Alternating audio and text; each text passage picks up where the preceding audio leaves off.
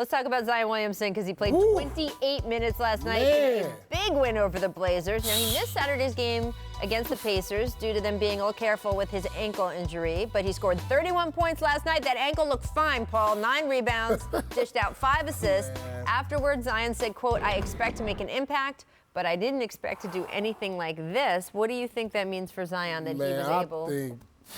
Listen, the sky is more than the limit. He's going to space. The ceiling is the roof. The ceiling is the roof. It's a hole in that roof there.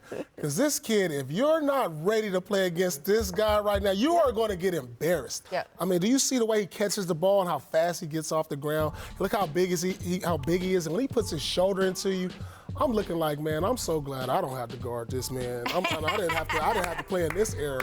And we're talking about this is a rookie. Oh, my goodness. Well, Look at this. You've been talking about how hard it was to guard Shaq. Do you feel like this could turn into that? He's not there now. I'm not saying Zion is Shaq yet, but do you feel like just with the size, he's obviously different height? Man, I mean, this is like nothing we've ever seen. The size, the strength, the athletic ability, the shooting, the soft touch around the rim. He's a combination of power and finesse. And think about it. We know he's going to add the three-pointer. It's going to just get better. We saw a glimpse of that in his first game. Right. This is scary. This is scary. That's why I don't think last night means that much. Only because he's that awesome that this is just the start of what we're going to continue to see.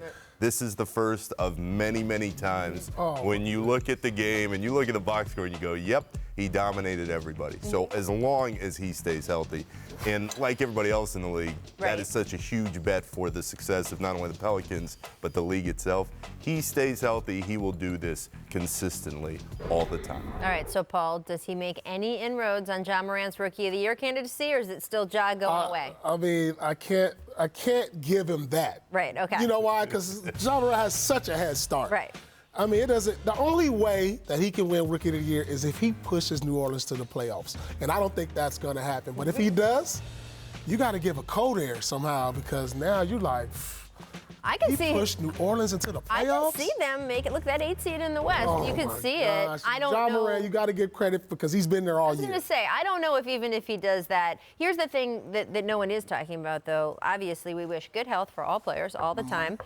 People keep talking about the games that Zion has missed. If Ja ended up missing games also, then it could throw the race into more of a question. That's the only thing that I think does it. Listen, if he had started at the beginning of the year, not only would they be in the playoff race, he would be an all-star and he would be an MVP candidate the way he's playing, without a doubt. Without a doubt. The way he's playing and he's elevating this New Orleans team and this crowd in the NBA, no doubt. It's going to be more interesting to see how they run with his minutes, though, in the next couple months, because they know they want to make that push, but in order to make that push, he's got to be on the floor. I think they're going to be protected. They've been so protective of him. They put long-term interest over short-term interest all year. I can only see them doing that more, so we'll see.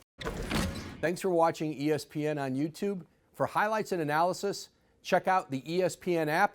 And for live streaming and premium content, check out ESPN+.